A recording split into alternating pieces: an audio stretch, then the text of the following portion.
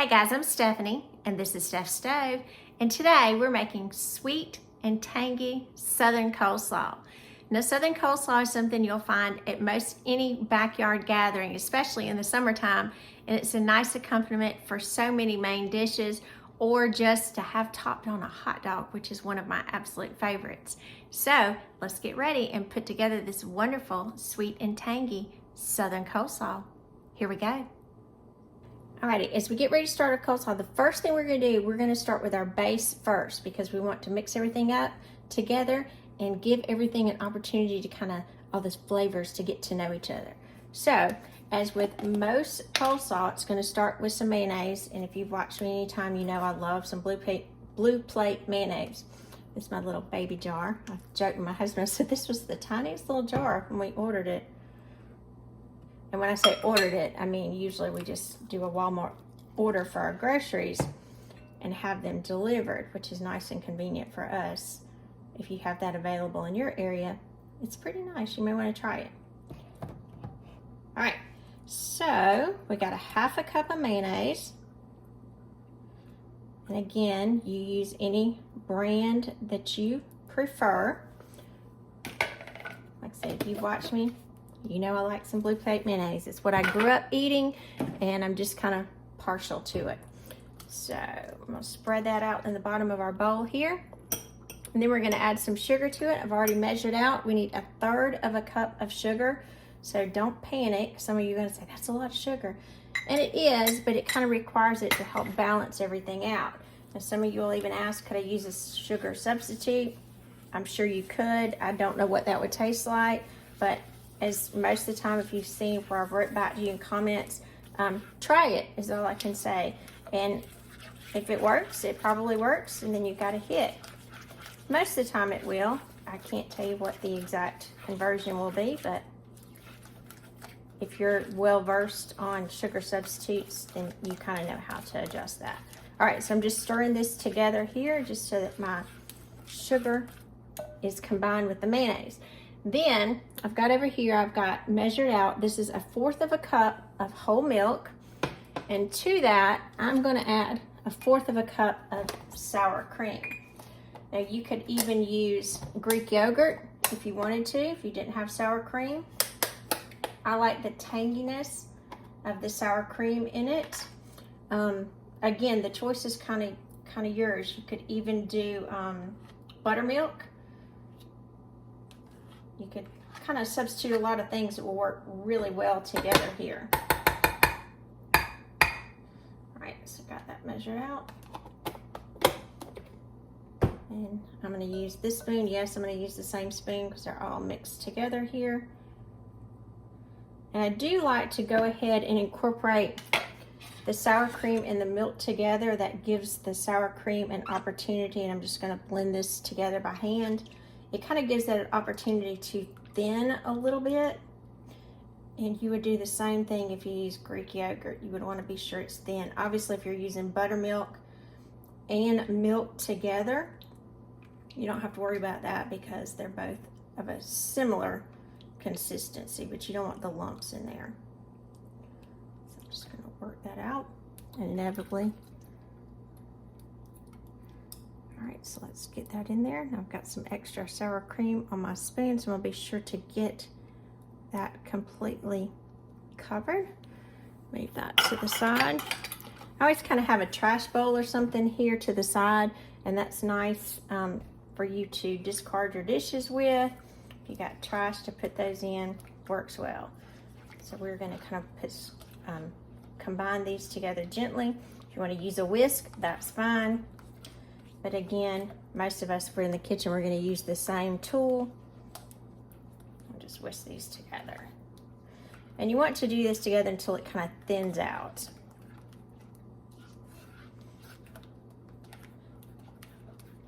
Make sure we're not seeing any of those lumps. Very nice. Very nice. Now, to this, we're going to add 2 tablespoons. This is lemon juice. 2 tablespoons of lemon juice. We'll mix that together. 2 tablespoons of distilled white vinegar.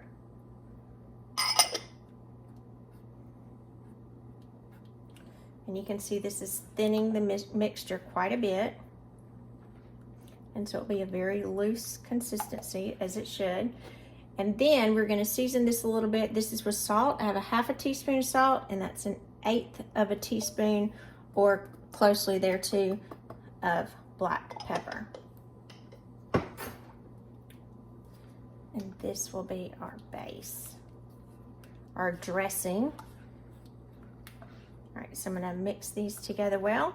And while we're preparing the rest of our ingredients, I'm gonna go ahead and place this in the refrigerator and be sure this stays chilled, and so all of these flavors can come together nicely. So let me pop this in the refrigerator and I'll be right back. All right, as we get ready for our star of the show, for our coleslaw, our cabbage, we're gonna have to shred this up. Now this is kind of, not really a huge head of cabbage. It's kind of a small-ish, about the size of my hand, but nice and weighty to it. So I'm gonna chop this with my mandolin here. Now, again, you can chop this any way. If you wanna do it by hand, that's fine. I prefer not to. This little sucker is hard.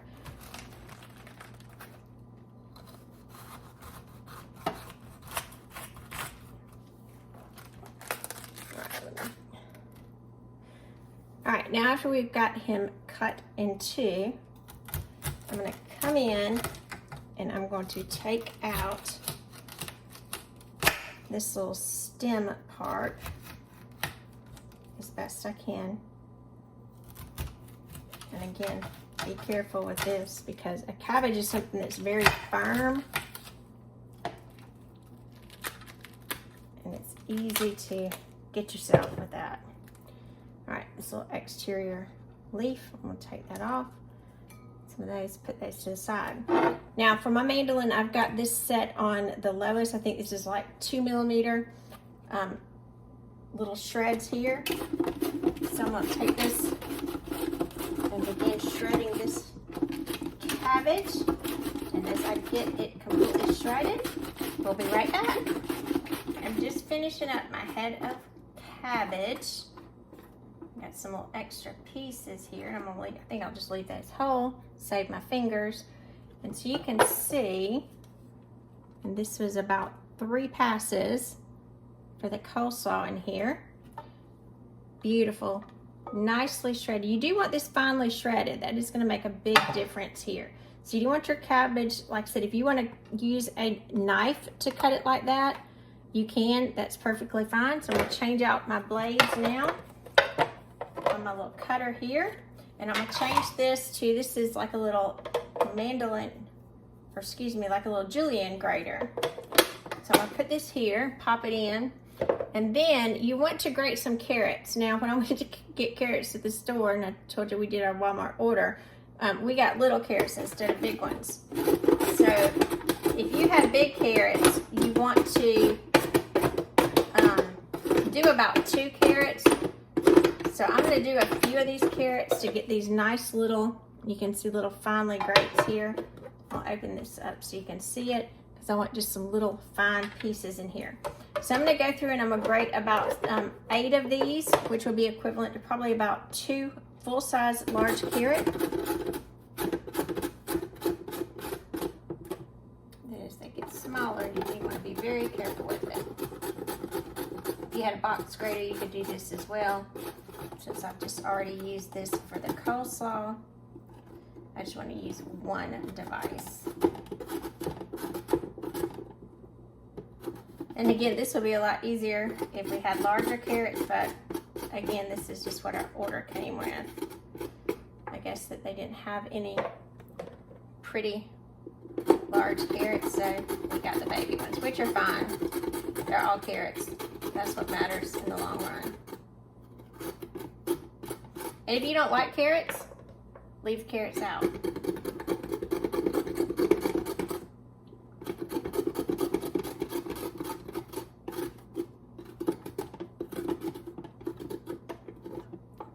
Carefully.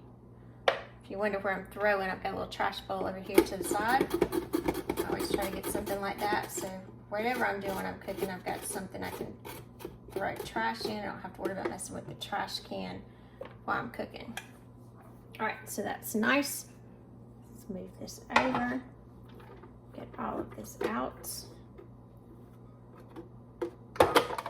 And so you can see there's pretty little carrot pieces in there. That's about what we're looking for. And again, if you like more carrots, add more carrots. If you don't like carrots at all, leave it out. The choice is absolutely up to you. But again, it balances out and gives you just a little bit of sweetness. Now I'm going to come back to my cutter one more time. Move this back. I'll change this out yet again. I'm going to use my grater here. I'm going to use my grater tool. One other thing I like about this chopper, and again, each person, what they like to use is uniquely their own, but it has all of the different blades that you can change out. Now, I've got a Vidalia onion here, and I'm just going to cut a little bit of it off. And what I want about equivalent of just a couple of tablespoons, 2 would be a good number, of onion grated in here. So I'm going to take this little sliver of onion. And again, if you don't like onion, don't add it. That's the beauty of cooking. You can add whatever you want. I will warn you, when you're grating here, obviously you're going to juice the onion, and the more agitation you have against the onion, or the smaller you cut it, the stronger it will be. So I would not use an onion that is really pungent, or you're going to be crying in a minute. I have about enough already. And this is a Vidalia onion, so it's very sweet, got a mild flavor. Really nice to add in. Very carefully grate those over with my finger very easily.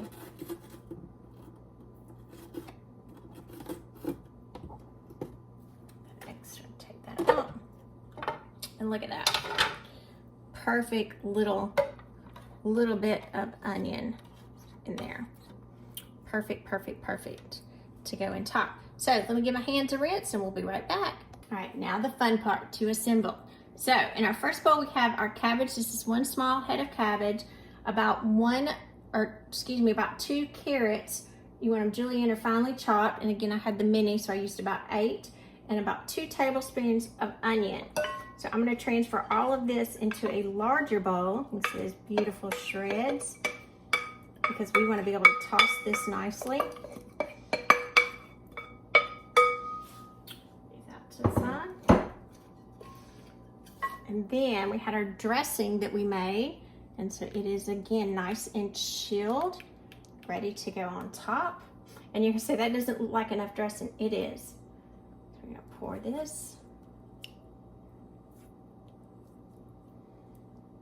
It's got that sweet, tangy, wonderful flavor. And coleslaw is one of those things, when you make it, you can eat it immediately and it will be fine. Or it's better if it sits. So if you're making this for a gathering, it's really good if you can make it an hour, 2 hours in advance. And then all of those flavors come together. Everything becomes coated and just beautiful. And some people say, well, that's a lot of effort to go to shred the cabbage. I'll just get it already pre-done. You can do that if you choose, but generally it's better if you just shred the cabbage. Look at those pretty carrots in there, the little bit of onion.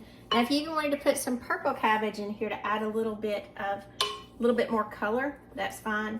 But this is just a traditional, wonderful coleslaw right here. Beautiful. I'm gonna add a little bit of pepper to the top. Not a lot, I just need a little bit. All right, and there we have it, our beautiful Southern coleslaw. I think the Colonel would even be proud of this one. I'm Stephanie, and this has been Steph's Stove. For today, we made Southern coleslaw, sweet and tangy and oh so delicious. So let's give it a taste. Get some right here on the top. Coleslaw is one of those things, it is just delicious as a side to anything, on top of some hot dogs, sausage dogs. Ooh, yum. Just delicious.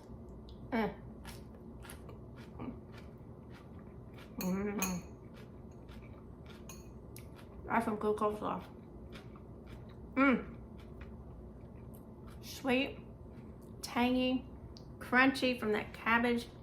Little hint of that sweet Georgia Vidalia onion. The carrots, a little extra sweetness that's just delicious.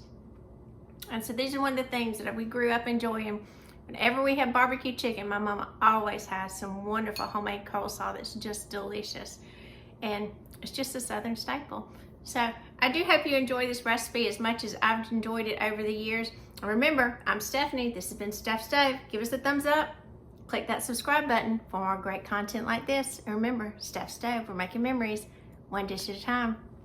Thanks for watching.